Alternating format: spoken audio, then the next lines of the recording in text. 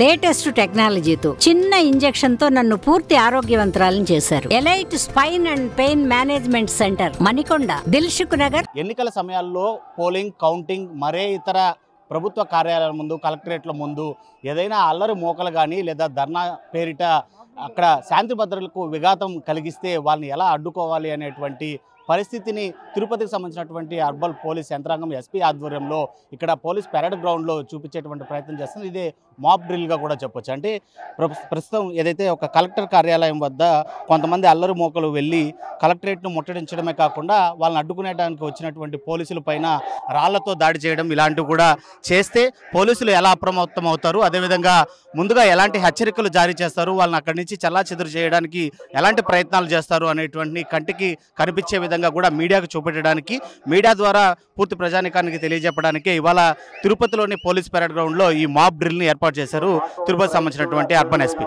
చూస్తున్నాం ఇప్పుడే కొద్దిసేపటి క్రితమే ఈ కలెక్టరేట్ ముందు ధర్నా జరిగితే ఏ విధంగా ఉంటుంది, అదేవిధంగా అల్లరిమోకలు పోలీసులపైన రాళ్లతో దాడి చేసిన తర్వాత ఫోర్స్ని ఎలా పిలిపిస్తారు, అదేవిధంగా ఎస్పీకి ఏ విధంగా సమాచారం అందజేస్తారు, ఎస్పీ సమాచారం అందుకున్నటువంటి పోలీసులు ఒక కమాండ్ ఆఫీసర్ ఆదేశానుసారం కూడా ఇక్కడికి అంటే కలెక్టరేట్కి ఇది ప్రస్తుతానికి కలెక్టరేట్గా ఊహించుకొని చేస్తున్నటువంటి మాప్ డ్రిల్గా చెప్పొచ్చు.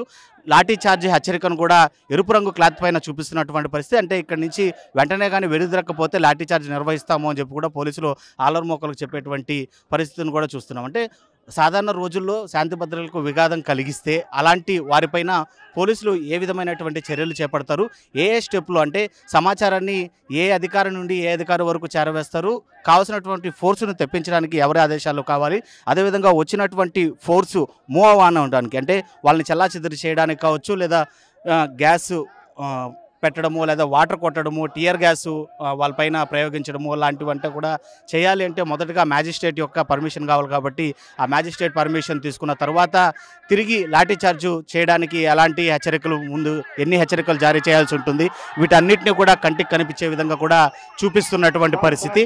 సో వాళ్ళు అన్ని హెచ్చరికలు చేస్తున్నప్పటికీ కూడా పోలీసులు వాళ్ళపైన లాఠీ చార్జ్ చేయడానికి సిద్ధమవుతున్నటువంటి పరిస్థితి. సో ఈ విధంగా సాధారణంగా రోజుల్లో కావచ్చు, లేదా ఎన్నికలు, అదేవిధంగా మరే ఇతర గొడవలు జరిగినా కూడా, ఘర్షణలు జరిగినప్పటికీ కూడా వాళ్ళపైన ఏ విధంగా చర్యలు చేపడతాము అనేది తిరుపతి పోలీస్ యంత్రాంగం ఈ మాప్ డ్రిల్ ద్వారా ప్రజలకి చూపించేటువంటి ప్రయత్నం అయితే చేశారు. వీడియో జర్నలిస్టులు అయితే లోకేష్ రిపోర్టింగ్ ఫర్ RTV.